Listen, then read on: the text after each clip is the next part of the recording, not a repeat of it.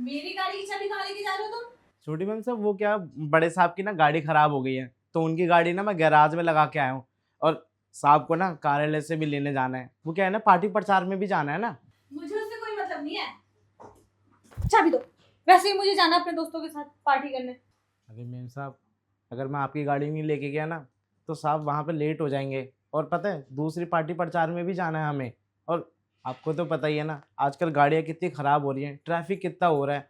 इस वजह से मैं आपकी गाड़ी लेके जा रहा था। मुझे भी अपने फ्रेंडों के साथ पार्टी करने जाना है। अरे मैम साहब, 2-4 घंटे की तो बात है। साहब की गाड़ी जैसे ही ठीक हो जाएगी उसके बाद आपकी गाड़ी मैं आपको वापस कर दूंगा। और पार्टी प्रचार में भी जाना है ना, अगर हम नहीं गए तो कोई और आके अपना प्रचार करके चला जाएगा।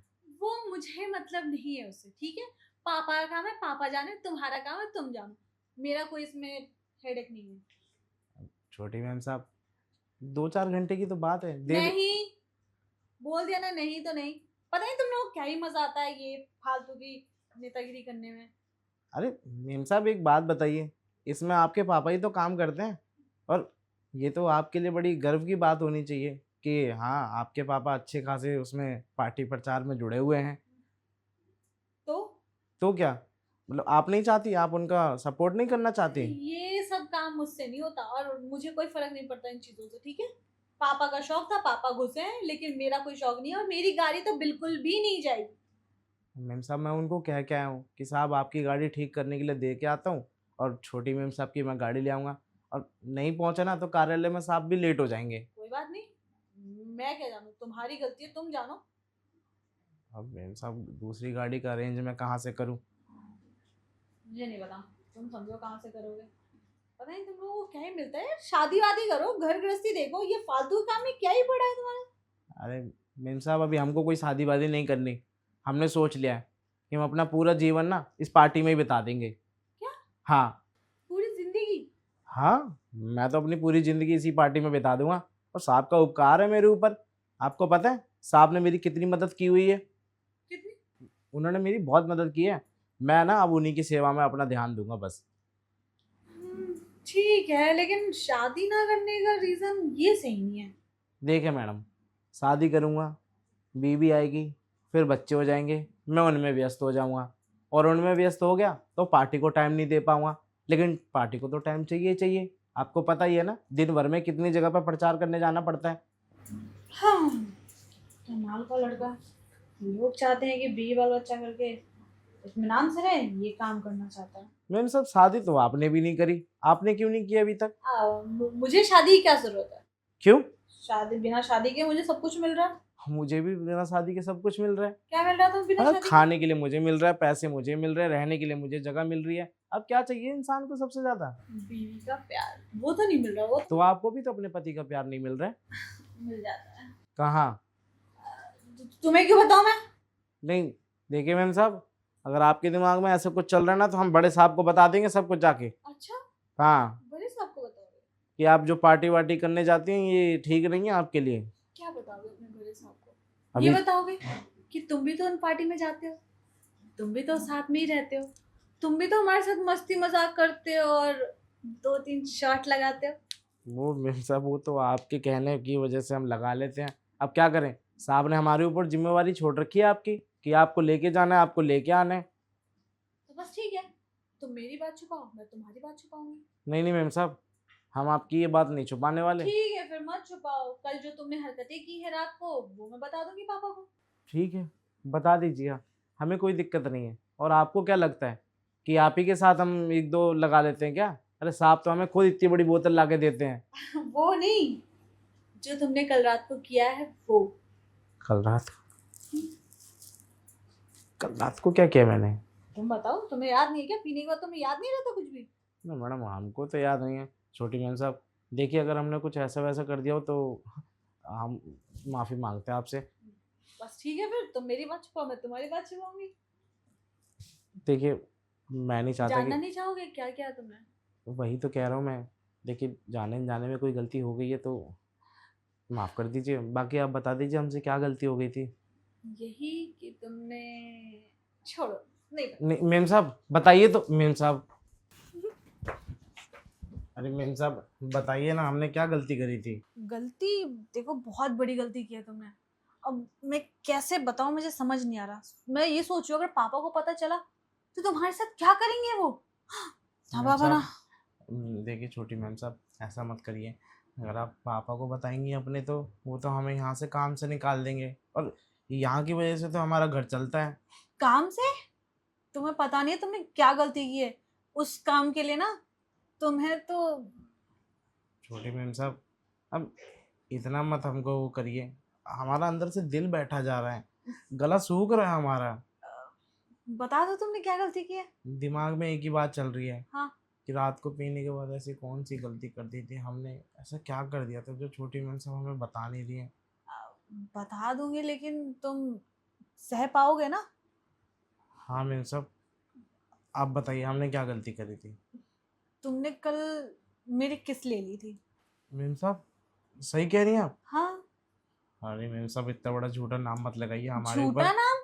अ- अ- तुम्हें विश्वास नहीं हो रहा? ठीक है चलो मेरी फ्रेंडों से पूछ लो चल के। अरे मैम साहब हम गाड़ी तो होशो आवाज में चला के लेके आए थे, तो फिर हमने आपको किस कब करी? गाड़ी चलाने से पहले जहां हम पार्टी कर रहे थे वहां पर तुमने अपनी शर्ट वर्ट खोल दी और कह रहे मैं मैं आपसे बहुत प्यार करता हूँ।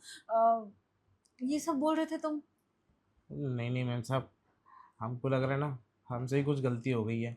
अब हमने ऐसा वैसे कुछ कहा नहीं था, लेकिन अगर आपको ऐसा लग रहा है कि हमने ऐसे ऐसे हरकत की है वहाँ पे, तो हाँ हम माफ़ी मांगते हैं हाथ जोड़ के। हरकत की है ऐसा लग रहा है? अरे तुमने किया है ऐसा। और अरे तुम्हारे मन में अगर ये चीज नहीं है तो तुमने मुझे प्रपोज क्यों किया? क्या? हाँ। हमने प्रपोज किया आपको? हम्म। अरे मैम साहब क्यों आप हमारी जीती जागती जिंदगी को खराब करने में लगी हुई हैं? बताओ जी। मैं तुम्हें सच्चाई बता रही हूँ तो तुम्हें लग रहा है कि मैं तुम्हारी जिंदगी खराब कर रही हूँ।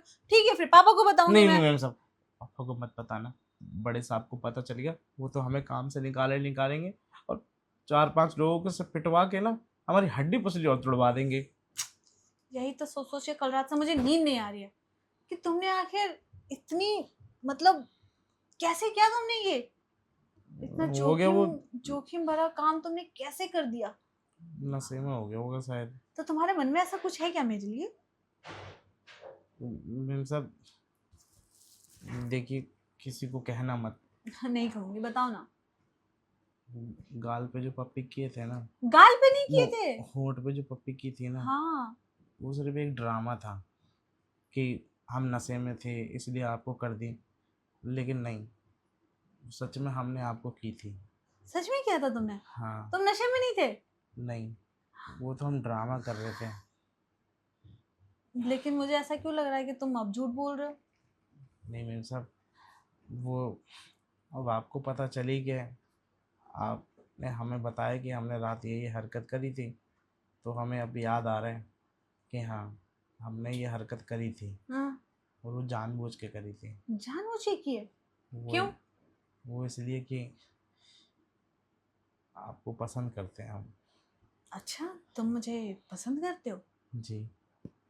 तो जब किस वजह तुमने कर ही लिया है तो उसके आगे का भी कुछ। नहीं नहीं मैम साहब आगे का करने के लिए हमसे मत बोलिए, हमसे ये नहीं हो पाएगा। क्यों नहीं हो पाएगा तुमसे ये? मतलब किस कर सकते हो लेकिन उसके आगे की चीजें नहीं कर सकते? अरे मैम साहब कैसे करेंगे आप ही बताइए ना, पार्टी में इतना बिजी रहते हैं हम, साहब हमें फ्री नहीं छोड़ते। मैं बोल दूंगी ना पापा से कि तुम हमें कहीं घुमाने लेके जा रहे हो। हाँ लेकिन मेरे पास एक और आइडिया है। क्या? साहब ना कल, नहीं, कल के बाद ना परसों, हाँ। परसों साहब ना बहुत बड़ी पार्टी रखने वाले हैं। पार्टी किस चीज का? अरे वही आपको तो पता ही है ना। ओह ओके ओके हाँ हाँ और वो। उसमें ना नचनी वचनी आएंगी। अच्छा तुम भी हाँ। मजे लोगे फिर तो। अरे नहीं मैम साहब हम मज़े नहीं लेंगे, हम उस पार्टी को छोड़ के ना आपके पास आ जाएंगे। और पापा पूछेंगे तुम कहाँ जा रहे हो फिर? कह देंगे कि छोटी मालकिन को लेने जाना है, हाँ ये कह सकते हो तुम। ठीक है डन। और आप घर पर ही रहना। हाँ मैं घर पर ही रहूंगी तुम्हारा इंतजार करूंगी। अच्छा ठीक है मैम साहब, अब तो दे दीजिए चाबी, बड़े साहब इंतजार कर रहे होंगे। मेम साहब नहीं, रेनू। रेनू जी, रेनू। रेनू। जाओ, चलो जल्दी जाओ, ठीक है। लेट हो जाएगा।